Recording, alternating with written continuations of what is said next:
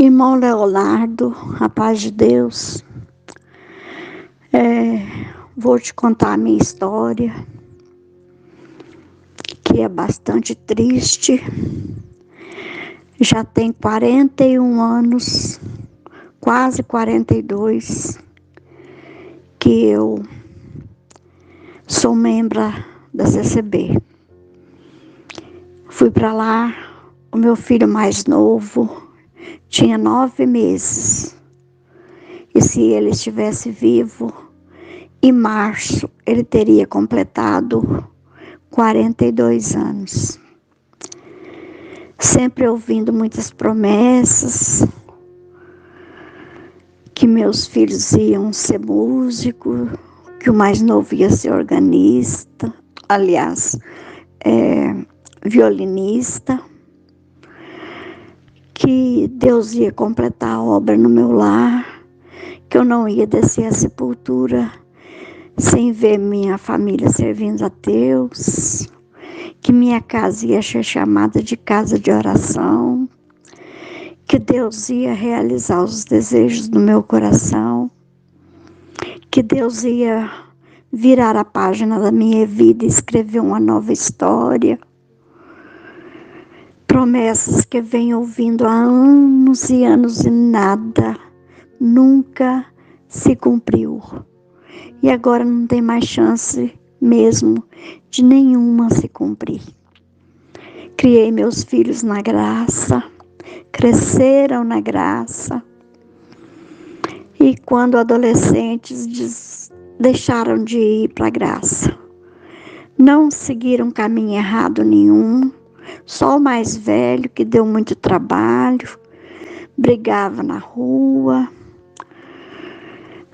foi preso algumas vezes, porque ele fez curso de taekwondo e batia nas pessoas e machucava, então ele foi preso.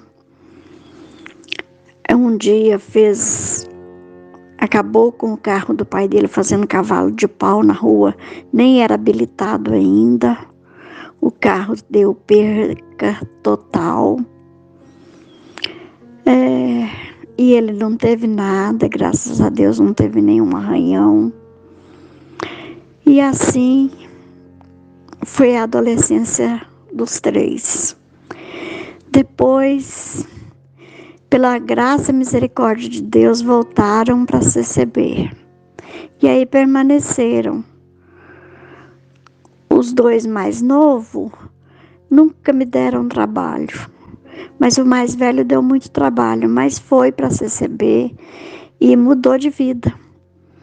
Não ficava mais nos bares bebendo, parou de beber, casou com uma serva de Deus organista, muito bonita.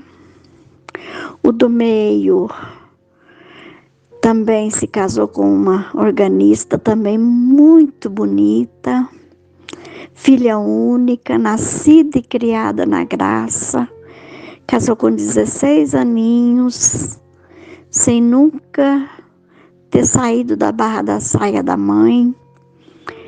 E meu filho tinha 21, que casou com essa organista. E o mais velho tinha 22, quando casou também com uma organista. E o mais novo permaneceu na congregação. E começou a gostar de uma moça que não era batizada. E ele falou: mãe, eu vou buscar a palavra. Se Deus confirmar,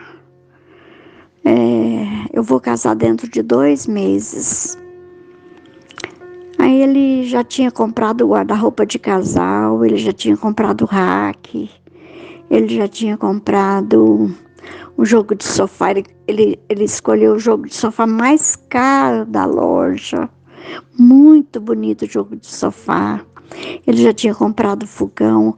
A minha sala é muito grande, ela montou tudo num canto da sala e eu joguei uns lençóis por cima, mas estava tudo nas caixas. E ele foi buscar a palavra. E quem atendia muito o culto era o ancião e não o cooperador. E no dia que eu estava buscando a palavra, como de costume, era o ancião local que estava atendendo o culto. Mas o irmão sabia que ele ia buscar a palavra, porque o amigo dele, que era muito amigo do ancião, contou para o irmão ancião: Virgílio logo vai buscar a palavra para casamento. Para casar com quem? Com a Fabiana. Aí o irmão, na hora do culto, pregou, leu um texto, meu filho e ela buscando palavra para casamento. Aí ele leu um texto, eu não me lembro mais o texto que ele leu, o texto bíblico que ele leu, e ele disse assim: tem alguém aqui, acabou de ler e disse assim: tem alguém aqui buscando palavra para casamento. Você nasceu e cresceu num lar cristão e até hoje não quis obedecer a Deus. E agora está buscando palavra para casamento? Então Deus diz: é não, não e não. E agora Deus muda a linha da palavra. E aí começou a pregar outras coisas. Eu olhei para trás, mas deu para perceber que a lágrima estava rolando no rosto do meu filho. E depois, conversando com ela, com a moça, ela falou que se sentiu uma formiguinha, que se sentiu muito humilhada. Estava falando com ela, né, que ela não era batizada, meu filho já era. Aí saiu da igreja, um foi para um lado, o outro foi para o outro. Ele nunca mais, era muito obediente à palavra, nunca mais se aproximou dela. Permaneceu por mais um ano na congregação e resolveu abandonar. Ficou um tempão sem congregar, mas nesse período ele não deixou de ajudar na obra da piedade. Ele fazia compra, irmão. Não era de um pacote de arroz, não. Era de um fardo de arroz. E você sabe que um fardo vem 5 pacotes de 5 quilos. Ele comprava era fardo de açúcar. E um fardo vem 5 pacotes de 5 quilos. Ele comprava cestas básicas, que não era cesta básica. Não era o básico, tinha de tudo. Ele comprava até garrafa de café, garrafa térmica, copos, rodo, vassoura, sabão em pó, amaciante, água sanitária, veja, sabonete, tudo que gasta numa casa ele comprava, vassoura. As compras que ele fazia na época ficavam em 400, 500, até 600 reais. Teve uma irmã que falou comigo: irmã, a compra que eu ganhei, que eu recebi, deu para mais de 3 meses. E ela era o marido de 5 filhos. Então, era assim, ele, durante o tempo que ele esteve afastado, que ele não frequentava os cultos, ele não deixou de contribuir com a obra da piedade.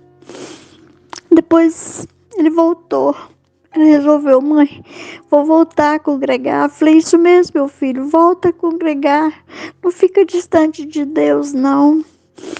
E na noite que ele voltou a congregar, o ancião tornou a pregar. Sabe por que você não se casou ainda, que Deus não preparou uma esposa para você ainda? Porque Deus não prepara ovelha para lobo. Meu filho não era um lobo, irmão. Era o filho mais carinhoso que eu tinha. Era o filho mais temente a Deus que eu tinha. Um dia, Ele comprou 3 bermudas, chegou, me mostrou tudo que ele comprava, ele me mostrava. E eu falei com ele assim: meu filho, mas servo de Deus não usa bermuda. Só falei assim. Aí eu senti um cheiro de pano queimado. Olhei pela janela do meu quarto. Ele estava pondo fogo nas 3 bermudas, queimando, e queimou as 3 bermudas. Era muito temente, obediente. E ele saiu nesse dia, nessa noite, arrasado da igreja. Chegou em casa e falou assim: mãe, eu não sou lobo. Por que Deus não quer preparar uma esposa para mim? Porque eu sou lobo, eu não sou lobo. Eu falei: eu sei, meu filho, que você não é lobo. Eu sei. Deus sabe que você não é lobo. Ele deitou na cama dele, de bruços, e chorou copiosamente. E eu lamento não ter ido lá, ter colocado a cabeça dele no meu colo e ter confortado o coraçãozinho dele e ter dito para ele que Deus amava ele, independente do que o irmão tinha dito na igreja, do que o irmão tinha pregado na igreja. Mas eu não fiz isso. Eu passava para lá, passava para cá, e ele chorando de soluçar. Ele resolveu não voltar mais à congregação. E logo depois, pouco tempo depois, ele tirou a própria vida e deixou uma carta para mim: Deus não me ama, mas não abandone a congregação, mãe. Não abandone a igreja, para um dia a senhora encontrar com a avó. Eu sei que eu não vou para o mesmo lugar que vocês vão. Ele dizia isso porque ele tinha tirado a Bíblia, né? Aliás, tirado a vida. Eu sei que eu não vou para o lugar que vocês vão. Nós não vamos nos encontrar, mas a senhora vai encontrar com a avó. Não se revolte contra Deus. Não abandone a igreja. E disse que estava se sentindo insignificante, tanto para a Irmandade quanto para Deus. E foi embora, meu filho. Foi embora, irmão. Com 23 anos de idade. Lindo, lindo, bom, trabalhador, honesto. Foi embora. Deixou meu coração. Tive uma depressão muito profunda. Fiquei 44 dias internada na ala psiquiátrica do Hospital do Ipiceng, que é o Hospital dos Servidores Públicos do Estado de Minas Gerais. E durante o tempo que eu fiquei na ala psiquiátrica, eu não recebi visita de nenhum irmão sequer, nenhuma irmã sequer. No dia do velório, o irmão que pregou essa palavra maldita na igreja entrou na sala e a casa estava cheia de gente que teve que formar fila para passar na frente do caixão do meu filho. Quando eu vi ele, eu gritei para ele: tá vendo, irmão, o que você fez? Se você não tivesse pregado daquela maneira naquela noite, meu filho hoje não estaria nesse terno de madeira aqui, não. Você tá vendo o que você fez? Aí ele não me respondeu nada. Na mesma hora ele entrou do mesmo jeito que ele entrou, ele saiu. Na mesma hora ele saiu. Não esperou eu falar mais nada. E na época que ele pregou, ele tinha um filho fora do casamento. Ele tinha um caso extraconjugal na cidade próxima aqui da minha cidade. E ele tinha um filho de 5 anos fora do casamento, que hoje já deve estar com uns 25, 30, sei lá. Ele teve um caso extraconjugal com uma irmã que era casada com um irmão mais idoso, num bairro distante do centro. Isso tudo veio à tona logo depois que tudo isso aconteceu com meu filho. Então era um idólatra em cima do... Um idólatra não, um adúltero em cima do púlpito, pregando profecia, destruindo vida. E assim destruiu a vida do meu filho. Eu devia ter deixado a receber nessa época. E eu ainda permaneci até hoje. Agora que lá não está me cabendo mais, irmão. A congregação não está me cabendo mais. Eu gosto da orquestra, mas eu não posso permanecer lá mais, porque eu estou cansada de ouvir profecia que não se cumpre. Eu estou cansada, eu questionei com o cooperador, que não é esse que pregou isso para o meu filho, foi destituído do cargo, porque descobriu-se os casos extraconjugais dele, veio à tona. E ele foi destituído do cargo. E o atual ancião, eu tenho tentado questionar com ele muita coisa que eu acho que está errado. E ele falou comigo assim: olha, irmã, eu não quero conversar com você, porque a irmã é muito preocupada com a letra. A letra mata e o espírito vivifica. Eu não quero conversar com a irmã, porque a irmã é muito preocupada com a letra.